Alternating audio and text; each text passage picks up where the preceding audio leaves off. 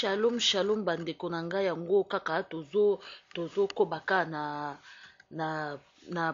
prédication na partage na biso na Jacques 4.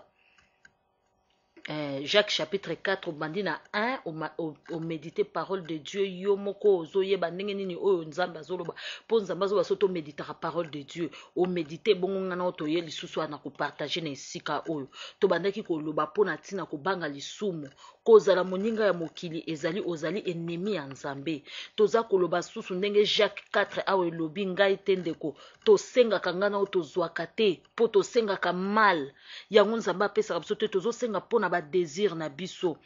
Et puis quelque part na Bible soto ke bazoba ke loboko matoi na nzambe eza makasi te loboko ne pe mokuse te pona kopambola eza kaka lisumu nde eza ko longola ngai na yo mosika na nzambe eza ko empêcher nzambe yo kabiso po nzambe na biso azali mbaya misato mosantu bande konanga to lukaka to yambola to senga bolimbisi pe to tika makambo tozo sala na ndenge ya solo. Ezate yo senga aka bolimbisi nyoso senga bolimbisi nyoso senga bolimbisi ozongela aka mabe wana ba Bible ezoloba quelque part ke mutu moko ta kokana akutana na nzambe atikala la même mutu nyoso toute personne akutani na nzambe atikala kaka mutu oyo azalaki te achangeaka ndeko na ngai eske yo pena mitala eske okutana na Yesu Masiya ya solo po misala na yo okutana na Yesu Masiya banda kosambela ochangeaka te. Ozaka na kati na corruption, ozaka kati na moyibe, ozaka kati na adultère, ozaka kati na ba débauche, ozaka kati na ba ivrognerie, ozaka kati na ba misala moko oyo eza ko honorer nzambe ata mokete.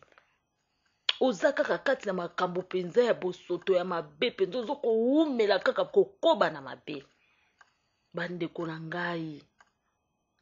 na ngai tondima nzambe na solo balobi les vrais adorateurs bako adorer nzambe na esprit pe na vérité balobi eza lisu na ngomba te eza pe na samarité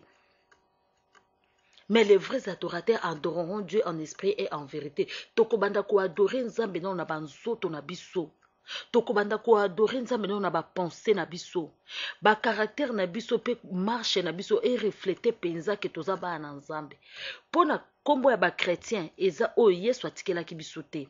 mais tango bamonaki etamboli ya ba disciple ya Yesu Masiya nde babengaki bango ba petit Christ yango ni koloba ba chrétien. Tozomona lelo makambo eza ebele na mokili oyo ndeko na ngai soki ka yo boyi lisumu komi kotambola correctement libala no zoluka kozwa musala ozoluka kozwa mbongo ozoluka kozwa ba étude na yo pe ozoluka ba financer yo efutama ekofutama ata yo place ozali oza orphelin ndimela kaka nzambe wana ata papa na mama bakufa ndimela kaka nzambe wana oza na papa na o mususu o atindaki mwane na likinda yango lisusu ochoba na partage leki misala na Yesu Masiya tozwa ngo en 20 ndeko na ngai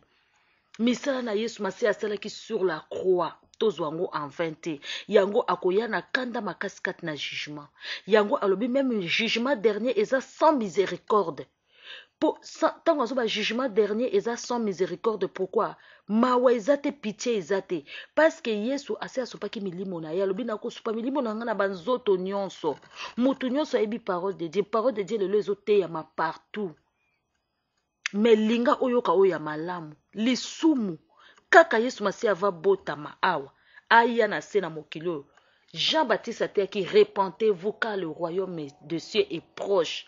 Bo melaka na beglizo bazoteaka bino ka makambo oyaka na boeto tongetonga ya nzambe soki opesi 1000 bakozongiselo 1000 to ngana pexi na nga bino 10 te na yebi na nga te botu na nzambe na bino soki opesa to opesa te tuna nzambe na yo ngana pexi na nga mutu te apesa 10 na pexi na nga mutu te apesa offrande na lobi na nga pe likambo mutu te mais ngana zolo ba wumela na église oyo baza koteya lisumu église wana pe za ndako na nzambe yo moko molimo mosato eza kati na yo epekisaka yo osala masumu mais ma sœur mon frère au continuer na lisumu wana wumela kati na méditation ya parole de Dieu pe na kati ya ba partage ya parole de Dieu wumela kati na kosala malamu nyonso tu oyo oyebi po ndeko na nga oyebi oyo eza malamu pe na mabe oyebi ke moyibi eza mabe kobo eza mabe koboto ya mobala moto ya mabe koboto ya mwasi ya moto ya mabe oyebi ke koyiba na société eza mabe yo oyo salaka na oza docteur oyebi ke kosala makambo nyonso ya mabe yo elenge baavortement eza mabe oyebi ke koshine eza mabe koyiba eza mabe koboma eza mabe yo oyo okendaka koboma bato yo oyo oyibaka bakoko basaki na bango pickpocket yo oyo osalaka makambo nyonso to wana boyebaka ke tozosala mabe mpona nini bokimaka polisi ozokima polisi mpo oyebi ke nyonso to osalaka eza mabe omelaka drogue basheke diamba masanga ozoyebake nyonso to wana eza mabe me pourkui osalaka ngo me na ntango oyo ntango yo ozoyebake makambo nyonso oyo ya mabe oyo eza na kati na temple na yo oyo eza nzoto na yo longola yango motei longola kufa na mateya teya bato kobanga nzambe kobanga lisumu balobi Eli tango balobaki mai oyo eza na kufa na kati babi Eli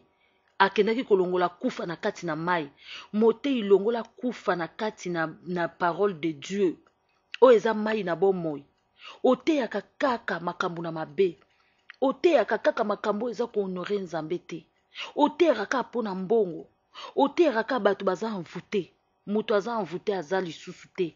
balobi ya aucune condamnation pour ceux qui sont à Jésus teya bato yaka na Yesu boya masumu nzambe akopambola yo motei longola kufa na mateya okoma koteya bato kaka bademon okoma yango yo opreshaka Satan ou bien opreshaka Yesu Masiya place yo ozali oyo yo ozoyoka ngai opreshaka Satan ou Yesu Masiya kaka kopreshe ba malédiction Yesu asa lobi ke amemi malédiction na biso sur la croix yo linka kolakisa bato ke baza maudit mama prophétesse yo osalelaka Yesu ya solo tokoyeba nzambe abi bokoyeba bango na bamisala na bango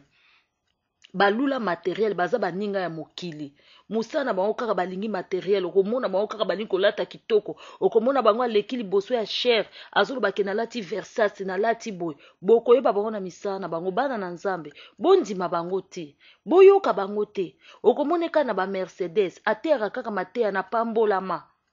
bokende lisusu na Jacques 5 boyeba ndenge nzambe alobi richesse ya mokili oyo eza na ntina te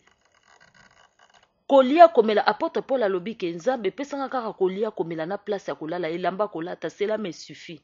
ndeko na ngai kowela kolula mokili te awa na Galate na Jacques 4 eza koloba ke muto azali moninga na mokili aza ennemi na nzambe mon frère ma sœur yo poni nani mon frère ma sœur yo poni nani nga na poni na nga Yesu Masiya na poni na nga richesse oyo ezali ya molimo mosantu nzambe apambola kote ozali en tout cas soyo ki mateya oyo